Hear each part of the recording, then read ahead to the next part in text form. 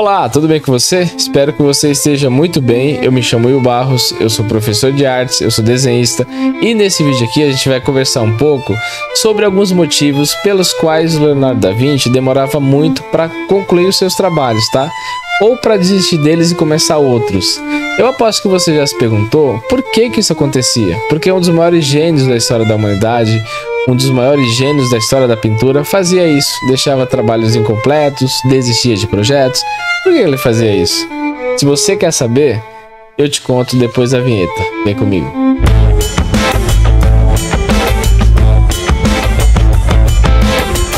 Voltando aqui então, vamos lá então, ó. Por que será que um dos maiores gênios da pintura deixava trabalhos inacabados ou mesmo desistia deles para começar outros? Eu acho que a primeira explicação é o perfeccionismo levado às últimas consequências, levado ao extremo. Porque o Leonardo da Vinci ele não se preocupava em apenas produzir um trabalho bom, satisfatório, suficiente, né? Como nós artistas mortais ficamos já super orgulhosos quando fazemos um trabalho bom, suficiente, né? Ok? Ele não. Ele queria que cada trabalho, cada pintura fosse impecável, carregasse o máximo de realismo, o máximo de detalhe, o máximo de profundidade, né? Isso, obviamente, fazia com que ele precisasse revisar esses trabalhos inúmeras vezes, né? Ajustando pequenos detalhes, refinando uma sombra, redesenhando expressões, né? E tudo isso leva tempo. E aí a gente vê isso quando a gente analisa a Mona Lisa ou simplesmente contempla a Mona Lisa, né? A gente percebe que na Mona Lisa ele aplicou inúmeras camadas ultra finas de tinta para criar um efeito de suavidade na composição da pele da personagem, o que demorou obviamente anos de trabalho. A Mona Lisa, inclusive, para você que não sabe, foi produzida entre 1500 e 1503. Se você pega a versão do Vasari, o Vasari vai dizer, aliás, o Vasari é um dos primeiros historiadores da arte, tá? E ele vai dizer que a Mona Lisa levou 4 anos para ser produzida. Se você pensar que o Leonardo jamais acabou a pintura e que ele vai até 1519 com ela, então leva muito mais tempo, tá? Outra questão é a busca, a experimentação técnica e a busca por inovação. Porque o Leonardo não se limitava a técnicas convencionais que outros artistas do Renascimento usavam. Ele estava sempre testando novas aplicações de tinta, novas misturas de pigmento, métodos de iluminação, de profundidade, da própria perspectiva, né? Nesse sentido, ele vai aprimorar o esfumato, que é uma técnica para suavizar bordas, para criar transição entre as cores, né? O que exige minuciosas camadas e longo tempo de secagem, né? Ele também tentou criar novas fórmulas de tinta, de vernizes, algumas das quais mostraram problemáticas e atrasaram processos e não deu muito certo, né? Inclusive na Última Ceia, ele experimentou pintar em seco sobre o gesso da parede, o que era uma abordagem diferente da técnica tradicional do afresco. Isso vai permitir com que ele faça um trabalho mais detalhado? Ele consegue um nível de detalhamento muito maior. Por outro lado, isso fez com que a pintura começasse a se deteriorar muito rápido, tanto que a Última Ceia, algumas semanas após a finalização da Última Ceia, ela já começa a apresentar problemas na pintura, tá? Então isso é muito complicado. Mas ele tinha essa questão da inovação muito com ele, sabe? Então era um artista muito inquieto. Isso é muito bom e nós, como artistas contemporâneos, digamos assim, precisamos entender e tentar aprender com o Leonardo, tá? Agora o próximo ponto é esse fascínio que ele tinha por múltiplas áreas do conhecimento. Porque o Leonardo, ele não se dedicava apenas à pintura. Ele era um verdadeiro polímata, né? Ele tinha uma paixão pelo conhecimento, pelos estudos, pela experimentação, pela pesquisa. Nesse sentido, portanto, ele era extremamente interessado em anatomia, em engenharia, arquitetura, escultura, matemática, astronomia e até hidráulica, né? Os estudos de anatomia do Leonardo da Vinci eram tão avançados que ele chegou a dissecar cadáveres para entender a musculatura, a estrutura óssea, o que o que vai impactar, né, profundamente na sua representação em relação ao corpo humano. Perceba que ele foi um dos precursores da dissecação de cadáveres, justamente para estudar anatomia. Poucos artistas fizeram isso, inclusive, mas ele foi um dos pioneiros.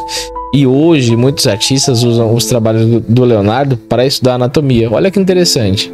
Então, essa variedade de interesses fazia com que ele frequentemente abandonasse ou adiasse uma pintura para se dedicar a novas descobertas, sejam elas científicas, técnicas, artísticas, mas o fato é que essa curiosidade insaciável nessa variedade de interesse fazia com que ele abandonasse pinturas ou mesmo adiasse o processo de produção delas, tá? Outra questão importante era a dificuldade em finalizar projetos que o nosso Leonardinho tinha, porque o Leonardo ele tinha o hábito de perder o interesse em um projeto antes de concluí-lo. Ele era motivado pela curiosidade incansável e pela busca por desafios, e quando sentia que ele já havia aprendido o suficiente com uma pintura, muitas vezes ele deixava essa pintura inacabada para iniciar outro projeto, algo novo. Então, olha só que interessante. Quando ele sentia que ele já aprendia tudo que ele precisava aprender com a pintura, ele abandonava essa pintura e ia começar outro projeto. Isso é muito interessante, né? E muitas das obras, né, foram abandonadas nesse estágio. Por exemplo, a Adoração dos Magos ficou incompleta quando ele se mudou de Florença para Milão. Simplesmente ele foi para outra cidade, né? E aí ele abandona essa pintura. Então isso prova que ele tinha uma dificuldade tremenda para finalizar projetos. Outra questão são os processos técnicos que eram bem demorados, né? Porque o Leonardo ele utilizava técnicas que exigiam muito tempo para serem executadas com perfeição. Por exemplo, a pintura a óleo que ele ajudou a aprimorar requer uma aplicação com camadas sucessivas, né? E com período de secagem entre elas.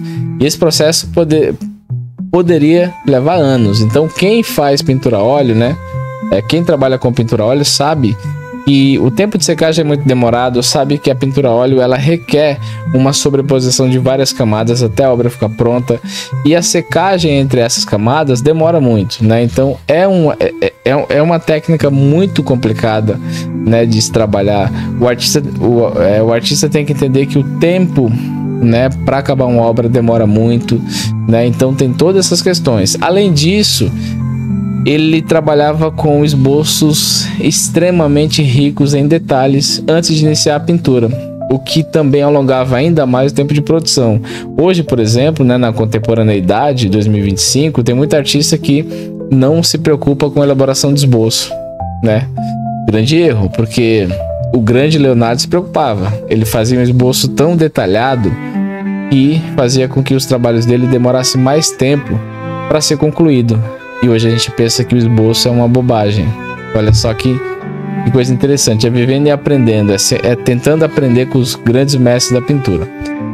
Outra questão muito importante é essa mudança de patronos, falta de pagamento, né? Essa mudança de patrocinadores. Porque muitos trabalhos eram encomendados por mecenas, que eram os patronos ricos, os poderosos, os papas, as grandes famílias, né? Por exemplo, tinha em Florença a família Médici, né? Mas tinha outras tantas, e esses patronos eles patrocinavam as artes, os artistas, né? Então algumas encomendas foram interrompidas ou atrasadas devido a mudanças políticas ou disputas financeiras, né, entre as várias cidades da Itália naquele momento. Por exemplo, o Duque Ludovico Sforza, que contrata Leonardo em Milão, foi deposto antes que Leonardo terminasse vários projetos. Em Florença, por exemplo, os monges que encomendaram a Adoração dos Magos deixaram de financiar o trabalho, o que fez com que o Leonardo abandonasse o projeto. Então também tem essa questão dos patronos que contribui bastante. E por último, mas não menos importante, vem a questão dos desafios impostos pelo meio e pelo suporte das obras. Então, além dos desafios técnicos, Leonardo enfrentava também dificuldades ligadas ao próprio suporte das obras. Na Última Ceia, por exemplo, a deterioração precoce da tinta exigiu constantes reparos e estudos, desviando o tempo e a atenção do artista. Foi um trabalho que demorou bastante, inclusive eu vou trazer para esse canal um vídeo só sobre a Última Ceia, né? Sobre detalhes da produção, detalhes técnicos, como que ela foi produzida. Então, se você quer acompanhar esse vídeo, já se inscreve aí, porque ele vai ser muito bom, hein? Outra questão: algumas pinturas precisavam ser transportadas ou deslocadas, né? O que levava a pausas na produção. Então, obviamente, se uma pintura precisava ser transportada de um lugar para outro, claro que esse processo de produção ele teria que ser interrompido, tá? Então essa é mais uma questão. Agora, qual que é a conclusão? E eu vou ler esse texto aqui com vocês, tá? A conclusão é a seguinte: Leonardo da Vinci era um artista extraordinário, mas a sua genialidade vinha acompanhada de uma série de fatores que tornavam o processo de pintura mais longo do que o usual. Realmente, ele tinha uma série de questões que o atrapalhavam nesse sentido. Seu perfeccionismo, olha só, sua paixão pela experimentação e a sua curiosidade por diversas áreas do conhecimento frequentemente atrasavam ou impediam a conclusão de suas obras. No entanto, esse mesmo espírito inovador fez dele um dos maiores gênios da história da arte. Bom, gente, chegamos ao fim de mais um vídeo. Espero que você tenha gostado muito. Eu particularmente sou apaixonado pela obra do Leonardo da Vinci, pela história dele. Ele me inspira muito a continuar estudando arte, a continuar estudando desenho. Então, se você gostou, se você já conhecia ou se você conhece um pouco da história do Leonardo da Vinci, deixa nos comentários aqui embaixo que eu vou ler todos eles. Se você não conhecia, deixa aqui que você não conhecia, mas vai conhecer a partir desse vídeo. E se você gostou, eu peço humildemente a sua inscrição, porque isso ajuda muito o projeto. E eu te espero aqui no próximo vídeo para mais um vídeo sobre a vida de mais um pintor, tá? E não esqueça de que esse canal vai ser dedicado agora à história da arte, a desenho. Então vai ter muita curiosidade sobre vida de pintor, sobre obras. Então você não pode perder, tá? Eu te espero por aqui no próximo vídeo. Vem comigo.